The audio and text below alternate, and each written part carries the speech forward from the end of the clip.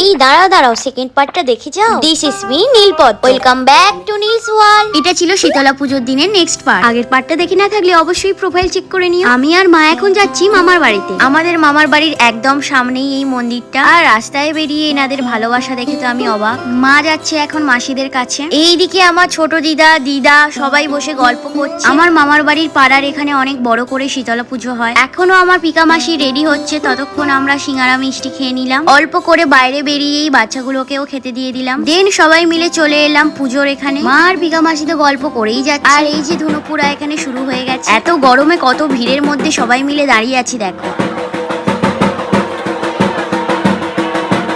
ধনুপুরাতে যারা অংশগ্রহণ করে ধনুপুরা শেষে তাদের কোলে এইভাবে বসতে হয়, তাই আমরাও সবাই একে একে বসে পড়লাম। মন্দিরের সামনে এত ভিড় যে যেতেই পারছিলাম না। বাইরে থেকেই ঠাকুরকে প্রণাম করে নিলাম। দেন এখানে ঠাকুরের কাছে বাতি ধূপ জ্বেলে দিলাম। চলে এলাম এখন সবাই মিলে ফুচকা খেতে। এখানে আমরা নিয়েছিলাম দই ফুচকা। দই ছিল কম, সরষে ভর্তি। মন্দিরের চত্বরে এখানে ছোট করে মেলাও বসে। এইবারে মেলাতে বেলুন ছাড়া তো আমি কিছুই দেখতে পাই না, তাই একটা বেলুনই কিনে নিলাম। আর আমি এইদিকে বেলুন কিনেছি বলে কেকা মাসি দেখে তো অবাক হয়ে গেছে যে আমি এখন বড় হয়ে গেছি, তাও এখন বাচ্চাদের জিনিস কিনছি।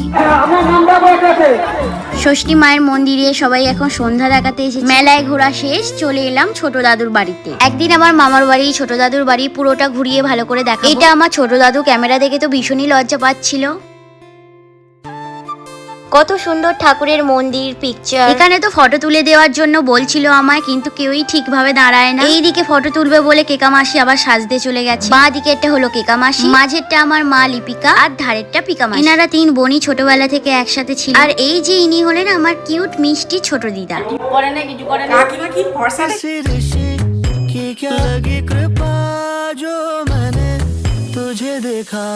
চা খাওয়া শেষ হয়ে গেল, কিন্তু গল্প এখানে শেষ হচ্ছে না। ঠাকুরের প্রসাদ খেয়ে নিলাম। আর এই কিউট মিষ্টি বাচ্চাটাকে দেখো, সবাই এখানে খেতে খেতে তো গল্পের আসর বসিয়েছে। আর আজকে তো আমি এত মিষ্টি আর লুচি খেয়েছি যার নেই শেষ। বাচ্চা ছেলেটার অ্যাক্টিং দেখো।